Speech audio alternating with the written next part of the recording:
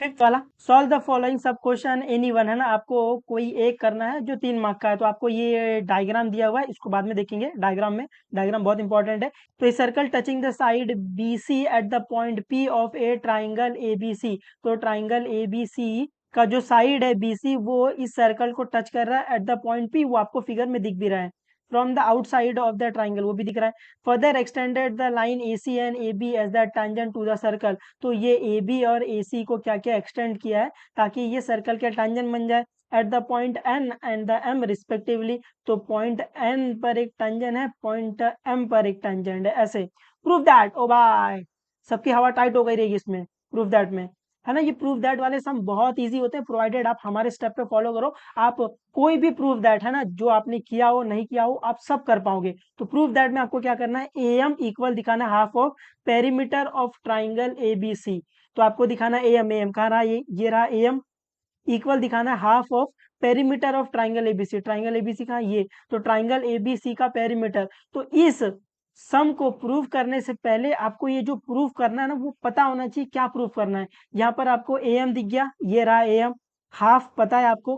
Perimeter of triangle ABC आपको पता होना चाहिए। अगर आपको पेरीमीटर ऑफ ट्राइंगल एबीसी नहीं पता है तो ये सम को छोड़ देना ही आपकी समझदारी थी, क्योंकि आपको यही नहीं पता है कि प्रूफ क्या करना है। तो सबसे पहले क्या दिया है वो और क्या प्रूफ करना है वो आपके माइंड में या फिर आपके क्वेश्चन पेपर में जहां आप गिवन लिखते हो वहां पे क्लियर होना चाहिए। अगर आपको ये क्लियर नहीं है तो आप वो क्वेश्चन को छोड़ दो, आपसे नहीं होगा वो, क्योंकि आपको पता ही नहीं क्या प्रूफ करना है, तो क्या प्रूफ करोगे आप। ठीक है, तो यहाँ पर आपको ये पता होना चाहिए कि पेरीमीटर ऑफ ट्राइंगल एबीसी मतलब क्या होता है। तो पेरीमीटर मतलब क्या होता है, पेरीमीटर मतलब होता है बाउंड्री, है ना। तो पेरीमीटर ऑफ ट्राइंगल क्या होगा, ये line that surround the close figure, है ना, बाहरी घेरा वाली रेखा बोलते हैं हिंदी में इसको, बाहर से घेरने वाली रेखा, बाहर से घेरने वाली लाइन। तो इस ट्राइंगल का पेरीमीटर क्या होगा, पेरीमीटर होगा A C plus C B plus A B, है ना। तो यहाँ पे आपको प्रूफ क्या करना है, आपको यहाँ पे प्रूफ करना है कि जो ए एम है वो इक्वल है हाफ ऑफ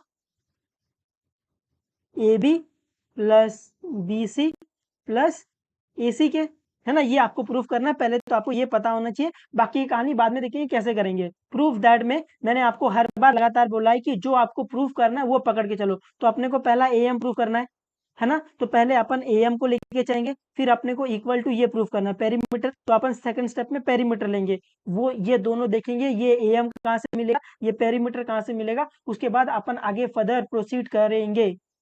ठीक है, तो गिवन में आपको जो कुछ भी दिख रहा है वो लिख लो। तो यहाँ पे आपको दिख रहा है ओ आपका सेंटर है, N A M N C B क्या आपका टेंजेंट है। प्रूफ क्या करना है, A M is equal to half of the perimeter A B C, जो मैंने आपको ऊपर ही बता दिया था।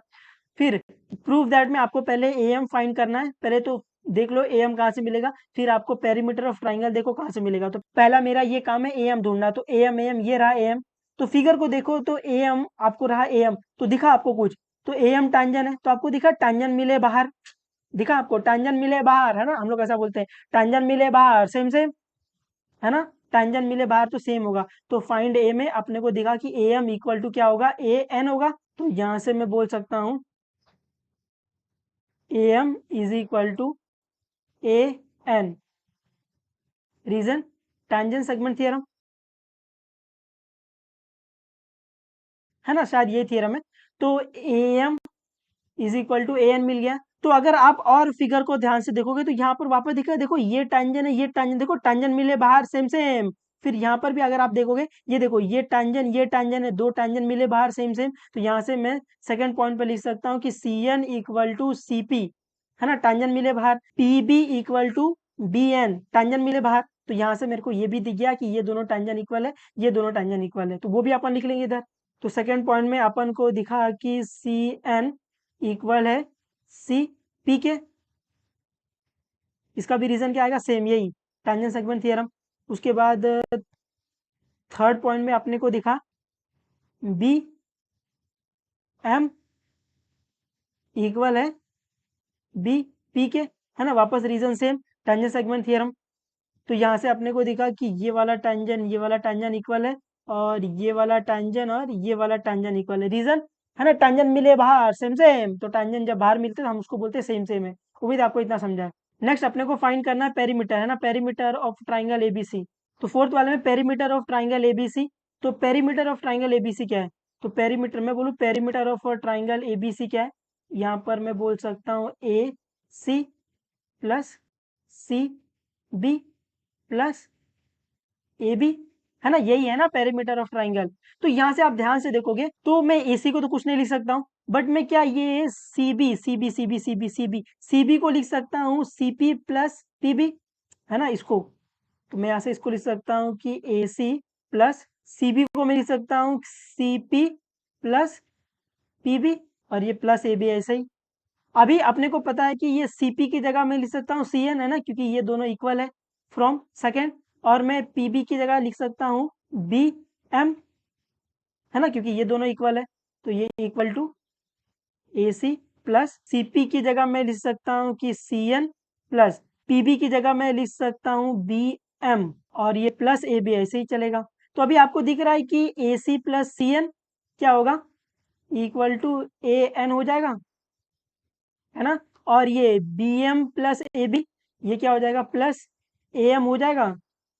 और अपने को पता है कि ये दोनों इक्वल है ना, टेंजेंट मिले बाहर, तो मैं ए एन की जगह लिख सकता हूँ ए एम, और ये ए एम की जगह तो ए एम ही आएगा, A M plus A M, two A M, है ना। यहाँ पर टू क्या हो रहा है, मल्टीप्लाई, वहां जाकर डिवाइड। तो मैं इसको ऐसे लिख सकता हूँ कि A M equal to half of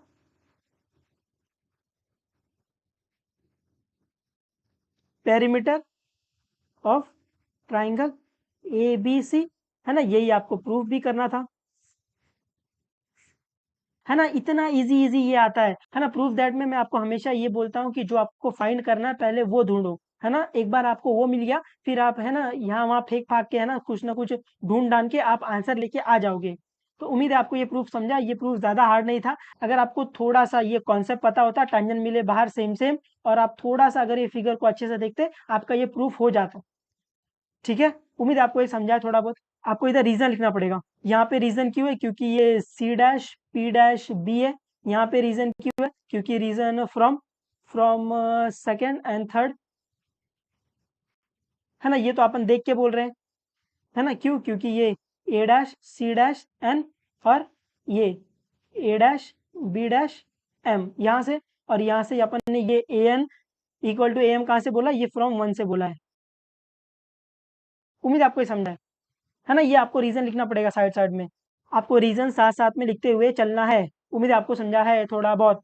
second वाले में eliminate theta if x is equal to r cos theta and y is equal to r sine theta, है ना। इससे इजी सम तो कभी आ ही नहीं सकता, है ना। ये थीटा को एलिमिनेट करने के लिए इसका सिर्फ दो स्टेप है। पहला स्टेप है जिसको आपको थीटा को एलिमिनेट करना है, तो थीटा को आप एक साइड लेके आ जाओ, यूज आइडेंटिटी, खत्म थीटा।